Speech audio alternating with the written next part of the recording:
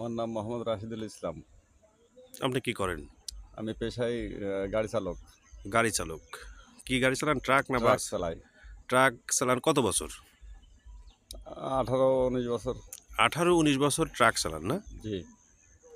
তার আগেও কি মিস্ত্রি কোনো কাজ আমি করেছেন? ইঞ্জিন মিস্ত্রি কাজ করতাম ছোটবেলা থেকেই? ছোটবেলা থেকে। আচ্ছা। যেজন্য আপনার সাথে আমি কথা বলছি সেটা হচ্ছে যে মাঝে মধ্যেই দেখা যায় রাস্তায় আপনি নিজেও একজন ট্রাকের ড্রাইভার। তো এই দুর্ঘটনা ঘটার পিছনে কি কারণ বলে আপনি মনে করেন? মূলত কথা, অ্যাক্সিডেন্ট হয় প্রথম কথা ঘুমের কারণে।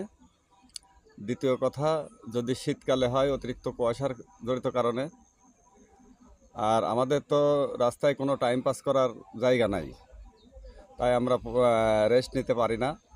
অনেক সময় দেখা যাচ্ছে ছিনতাইকারী বা চোর ডাকাতের ভয়ে আমরা গাড়ি চালাই যাই, এতে অনেক সময় দুর্ঘটনা কবলিত হই আমরা। আর মূলত কথা, অ্যাক্সিডেন্টটা হয় ঘুমের কারণে। যদি স্বাভাবিকভাবে সে রাত্রে 2 ঘন্টাও ঘুম পাড়তে পারে, তাহলে আর অ্যাক্সিডেন্ট হওয়ার সম্ভাবনা কম থাকে। আমি এখন লং জার্কিং করছি, এখান থেকে কুষ্টিয়া থেকে সৈয়দপুরের উদ্দেশ্যে রওনা দিছি। এখন আমার অতিরিক্ত ঘুম ধরেছে, তবুও এখন আমার চিন্তাধারা থাকে যে আমি গন্তব্যস্থানে পৌঁছাবো। এখন এর মধ্যে দেখা যাচ্ছে আমি ঘুমাচ্ছি নি, ঘুম চাপছে কিন্তু ঘুমাচ্ছি নি, আমি ড্রাইভ করেই যাচ্ছি। সেই সময় দেখা যাচ্ছে অনেক সময় ঘুম এসে গেছে। আর ঘুম তো কার মানবে না, ঘুম তো আসলেও মনে হচ্ছে 2-4 কিলো ঘুমেও চলে যাচ্ছে গাড়ি। তার মানে কি আমি কি বলবো যে দুর্ঘটনার মূল কারণ ঘুম? মূল কারণ ঘুম। আর যদি শীতকালে হয় তাহলে কুয়াশা যদি অতিরিক্ত পরে দেখা যায় না, রাস্তায় দেখা যাচ্ছে কোনো গাড়ি টাড়ি দাঁড়িয়ে থাকে, অনেক সময় সেই গাড়িতে যায় মায়ের টায়ের হয়ে যায়। তো অ্যাকচুয়ালি আসলে ঘুমের কারণটাই বেশি। আমি অনেকেই বলে ড্রাইভাররা নেশা ভান করে, না, এটা ঠিক না। এই কথাগুলো আসলে অবাস্তব। যদি কেউ নেশা করেও থাকে তাহলে তার ব্যালেন্স নিয়েই করে। একটা মোটর গাড়ি যখন চালায় সে রাস্তাঘাটে, সেও চাইবে না যে গাড়িটা ক্ষতি হোক বা তার জীবনটা নষ্ট হোক, মালটা নষ্ট হোক। কেউই চাবে না, আমিও চাবো না। আপনি কি কখনো কি আপনি দুর্ঘটনার ঘটেছে আপনার জীবনে? আমি আমার হাতে এখনও দুর্ঘটনা ঘটেনি, তবে একটা ছোট্ট দুর্ঘটনা ঘটেছিল দিনের বেলায়। সেটা হচ্ছে রাস্তা পারাপারে একটা সাধারণ জনগণ রাস্তা পার হচ্ছিল। তা আমি একবার সুযোগ পাইছিলাম ব্রেক মারার, একবারে ব্রেক মারছিলাম। মারার পরও তবুও আইসে ওই সাইকেল নিয়ে ধনবনে করতে করতে সামনের চাকায় পড়ে ঠ্যাং ভেঙে গেছিল। দুর্ঘটনা না ঘটে সেক্ষেত্রে আপনার কি সেই বলনীয়? ক্ষেত্রে আমাদের ট্রাকের তো কোনো টার্মিনাল নাই।